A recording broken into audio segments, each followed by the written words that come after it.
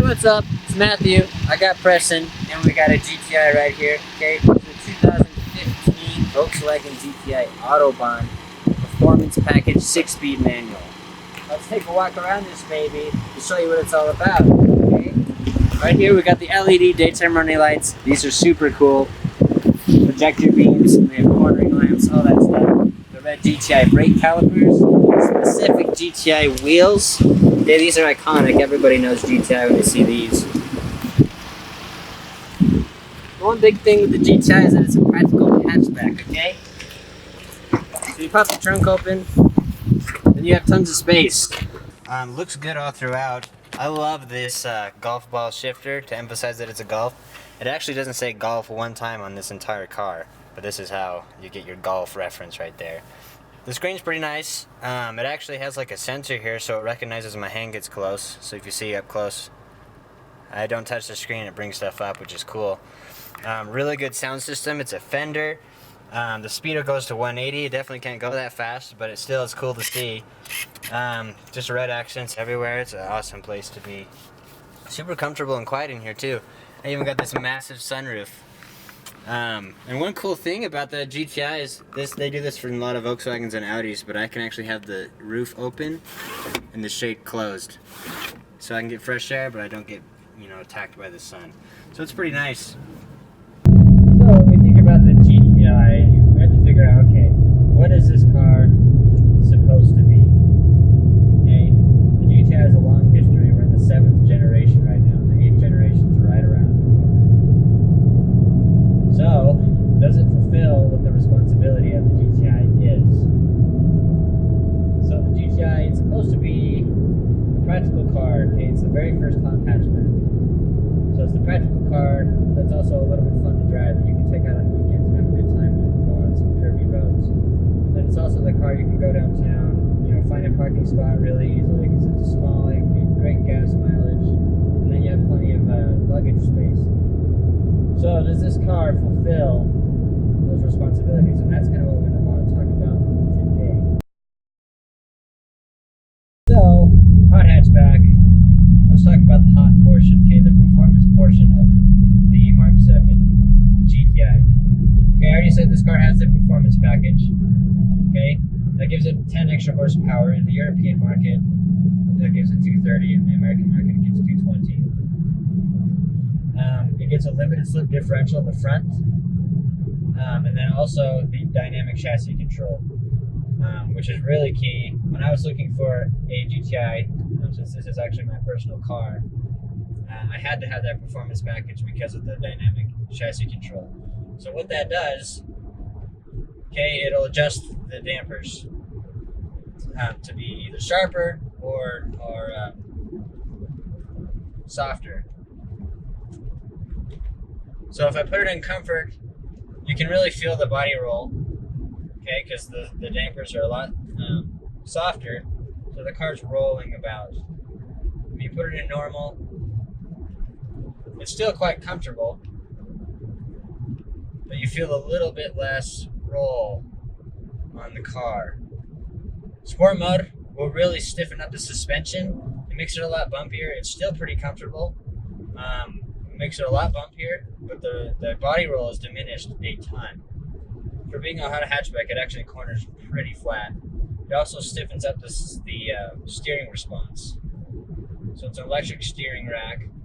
It actually has pretty good feedback. And it's a variable ratio as well. So high speeds, it takes a little bit less response in order to get it going. Low speeds is going to be a little bit easier. Obviously, so you can turn sharper. This car also has the 6-speed manual transmission. It's really easy to operate. Okay, clutch is super easy to push in and out. The shifter's nice and slick. It's not quite as tight as like a Porsche, but it's nice and slick, really easy to operate. Downshifts are easy. The only thing that you really feel with this car, and you'll notice it when you very first start to drive it, is that there's just quite a bit of a turbo lag at low end. When you're below 3,000 RPM, you don't really feel any turbo at all. 3,000 is when it really kicks in. even if you floor it at 3,000, it'll still take a second for the turbo to kick in. So there's a little bit of turbo lag, but I don't necessarily see that as a bad thing. Turbo lag kind of makes it feel more like a jet airliner to me, where you wait a second and then it's just a big push. It's not a violent push when you first slam on the throttle. It's just kind of like a whoosh push instead. So it's kind of appealing in that way. For the car, first impression, it just feels really smooth. And the steering is actually pretty dang good, better than what you'd expect out of a hatchback like this.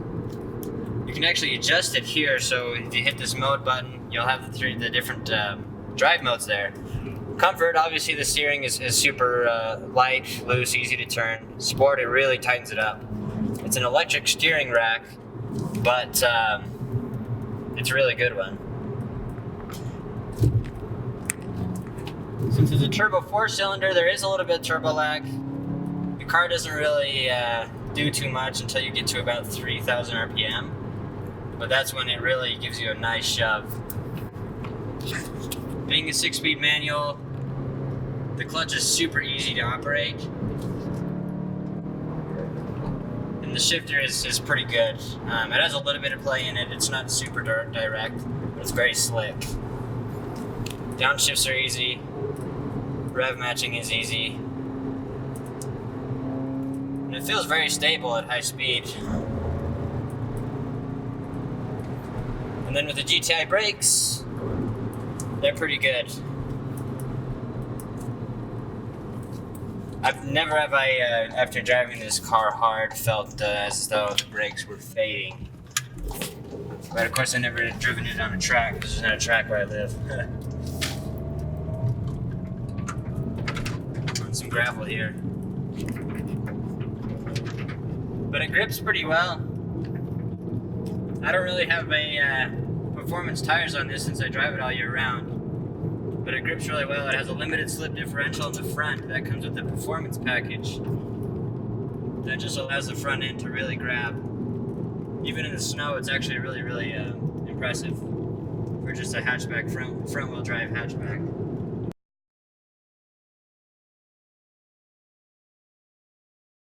Okay, so we talked about a little bit of the performance. But the other part of the hot hatchback is the practicality part. How good is it actually just to daily drive? Because that's a big part of being a hot hatchback and being a GTI. It's the ultimate daily driver. I almost never use a navigation system. However, the media, really, really good. The phone connection, it works really well. It has a really cool feature actually. So, you know, if I'm listening to music, you know, when I'm on my way home from work, you know, I have it on a high volume. And then the next morning I get in, the car knows, okay, it'll actually turn down the volume so when the music starts again, it's a lot quieter so it doesn't blast my ears out if I accidentally leave it really high. Really awesome. It even has a sensor, okay, up close, so you can see those menus. If I get my hand close, they start to appear, but if I pull my hand away, they disappear. So that's really cool. I don't have to touch the screen, I just get my hand close and it knows. So that's a really nice feature just to make it look better. But again, it's kind of, the navigation's really not that great. It does, though, actually have speed limit information, which I was really surprised by, being a 2015. But it'll just give me general car information. Obviously, my tire pressures will be monitored, tell me if I need gas or not. It's got the GTI there. I can look at driving data. So this will give me like my fuel economy ratings, which are actually pretty good. So this is over basically the 2,500 miles that I've done previously. I've almost gotten 30 miles a gallon, which is good because that's a combination of highway and city driving. So that's a really good score. Yeah, so it's a really great, the sound system in here is great. It's a Fender system, comes with a sub, there's subs in the doors. Really, really good system. And being a hatchback, you know, the sound really resonates in here. Great sound system. The autobahns come with dual zone climate control. So each eye can have their temperature. The autobahn trim is the only one that offers that. Of course, I have heated seats, automatic climate control. So it's really just a nice place to be. The seats are, of course, leather. all of the rubbers and everything, like it's an economy car somewhat, so obviously there's not leather everywhere, but the plastics are pretty high quality. They're not just really hard plastics, they're high quality, they look good. The rubber is nice. The steering wheel is this really soft leather with this red stitching, this cross stitching, and then I have a screen here in the center that'll give me all sorts of different information as well.